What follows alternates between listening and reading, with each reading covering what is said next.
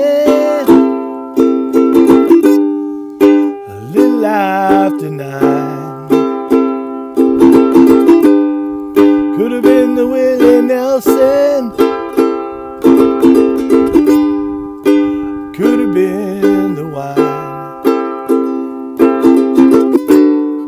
When I left your house this morning, was a little after 9. Thin Bob Cajun, the constellations reveal themselves one star at a time. Oh, hi there. Welcome back. How are you today? Today we're going to discuss the E family of chords. The E-Z family of chords. Look, I even wrote it down. It's kind of, listen, are they easy? Or the E-Z? Some of the E chords are fine. E chord itself, that's a whole other story. So, E minor 7. You already know E minor 7. It's the first, it was in the loop. There it is, boom. Third string, second fret. Bottom string, second fret. Both in the same fret. Not a perpendicular chord.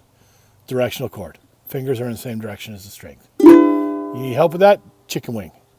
I don't recommend a chicken wing, but little kids, they can't do this chord and you have them stick their elbow out and suddenly they can do it.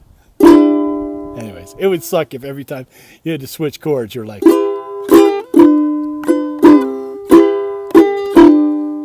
Anyways, E minor, boom. It's got a nickname. D7 has a nickname. We call it staircase. First fret, second fret, first string.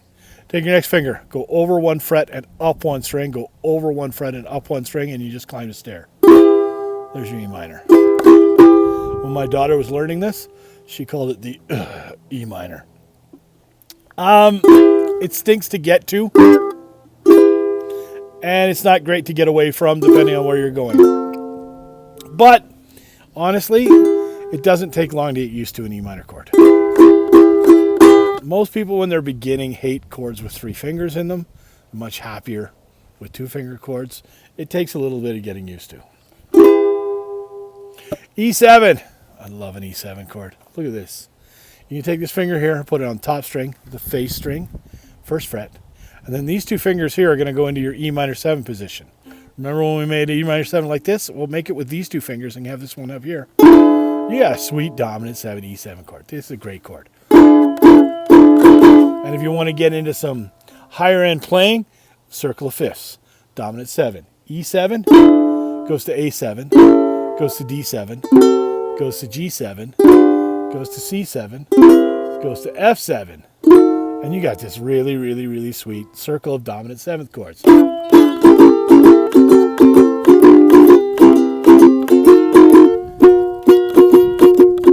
You can keep going, but it's fun. All right, now, next graphic. I don't even want to show you the graphic. I want to show you the chord before I show you the graphic.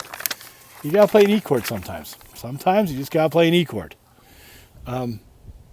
First finger here, second fret. Same as the start of the E minor. But then you're going to take your third finger and you're going to lay it across the top 3 strings of the 1, 2, 3, 4th fret. All right. I know beginners love the E chord, but this is big news for us. This is the beginning of understanding how voicings work and getting your brain trapped around the understanding that you can figure out chords for yourself once you know certain shapes. So, this is a D chord. We know a D chord. Right here, D chord. Top 3. Easiest way to play it, in my opinion, is... All right. Your fretboard's a chromatic scale. I'm not sure everybody knows what that means, but if I do this, if I move this chord over here, I almost have a D sharp chord because that's what note that is. That's how it works. The problem is this bottom string's an A, and I don't want an A in my D sharp chord. By the way, D sharp chord, E flat chord, it's the same chord.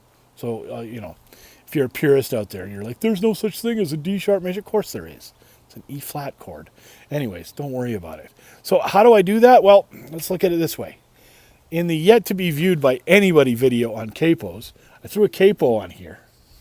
Now, I've shortened my ukulele up, and if I put it onto the 2nd fret, the new 2nd fret, which is really the 3rd fret, my D chord is actually that D sharp chord. I've fixed the problem with this string. So by that token, if I slide it over here, and I put this in the new 2nd fret, which is really the 4th fret, I have my E major chord, which is the chord I wanted. Well, I can't take this on and off, so I'm going to capo myself. I'm going to put this one all the way across this, and I'm going to put this on the 4th fret.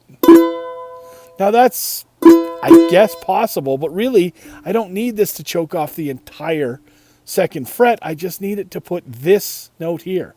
I need you to make this into the right note. And I do that by putting this finger here and this finger here. So why is this a good thing? Well, if this is a D, and this is a D sharp E flat chord, and this is an E, well, this is an F, and this is an F sharp, and this is the new G chord.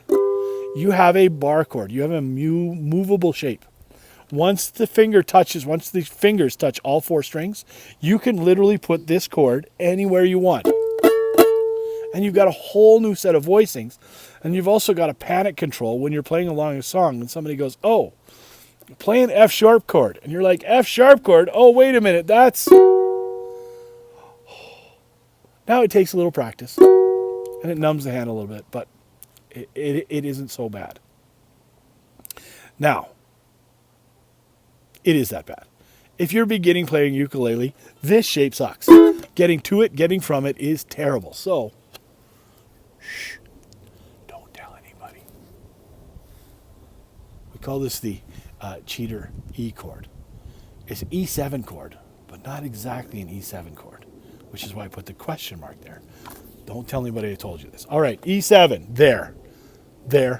Remember? Top string, and these 2 fingers go on the E minor 7. We learned it minutes ago. It's the sweet one with all the juice on it. Now, take this finger here, your traffic finger. Don't push it down. Put it on the string, but don't push it down. If you push it down, you get E7. But if you put it on, you get a totally different sound. Now, if I push it down, it sounds, it's a D. But if I put it here, I get this. It's a thunk. It's a chud. It's a mute. It doesn't matter, because that's the note that we don't want. It's the note that's giving us the E7 chord. So I push this finger down, I push this finger down, and I set this on the string, and I play this. And if I strum it,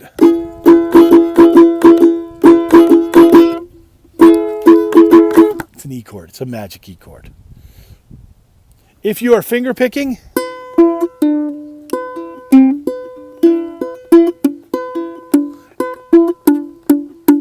that chunk sucks. You don't want to do that. That's where you got to get the E chord. But if you're playing an E really, really quickly and you don't want to get to this one here, you can easily get to this one here. And honestly, no one's going to hear it if you're strumming. Nobody hears that thud. Just do me a favor. Don't tell other people that you heard it from me, because the ukulele Illuminati, they find out I'm teaching you chunk chords, I'm going to lose my ukulele license. Anyways, look, you do what you need to do to get by. And I've said it before, you do this for like 6 months, and all of a sudden you try an E chord and you're like, well, wait a minute, that's not hard. Why did I think that was so hard? Well, it was hard 6 months ago, but if you're playing every day, all of a sudden one day you're going to come and go, oh, I love that. And from that, you're going to be like, oh, there's my F sharp. And here's my new G voicing, which is just a sexy G voicing. And you're going to be fine with all this stuff. So, anyways, until next time, hit like and subscribe. Like and subscribe. And drink Dr. Pepper. Still working on that sponsorship. Until next time, we'll see you.